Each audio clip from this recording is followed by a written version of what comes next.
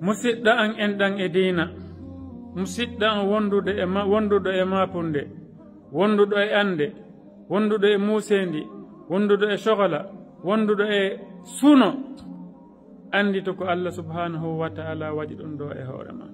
Kanko wawma ittande, o añama so waɗi ɗum ɗo e maɗa, o yiɗe honno ngo faala, o faala yawtandema bakkatoji maɗin, montane goope maɗin, ɓantanma darajaji maɗin ñande janngo subhanahu wa ta'ala waɗi. Kanko waɗi ɗum e maɗa, wona fi o añe waɗi so waɗi ɗum ɗo e hoore maɗa. o tawi ko fiyon noon ko min tun kaari kan no selliken o ma paaki o ana la ko Allah waɗi kanko waɗi no faadira noon ko ni o faadira ko ɗum o waɗiri ni awa jebbilano Allah subhanahu wa ta'ala yankinanoɗamo jebbilaɗa ko Allah waɗi kon e hoore maɗa weltora ko Allah hokkuma kon subhanahu wa ta'ala.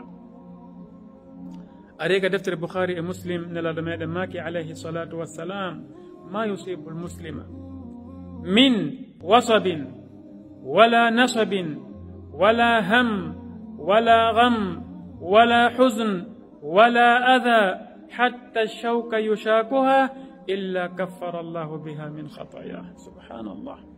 هبتا أدن جلد تمپره كارينو تمپي مبتي متمپي تمپره e muusendi e ande e sogola e suno e nawnare ma lorra haysi bullal ngal tufimo ɗiɗo foppo majji ko montirɗon bakkatuji makko ɗin bantirɗon darajaji makko ɗin ka Allah subhanahu wa ta'ala.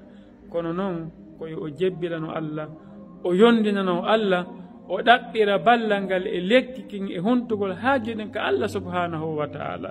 kanko mari kanko waawi kanko jogi yo Allah subhanahu wa ta'ala dikkinan en nawnuɓe meɗen ɓen o ittana ande jogiiɓe andeji ɓen jogiiɓe sohla ɓen o ittana ɓen kanko Allah subhanahu wa ta'ala waawi jogi jebbilo yondinano Allah subhanahu wa ta'ala ko o nelduma kon. Wassalamu aleykum wa rahmatullahi wa barakatuh.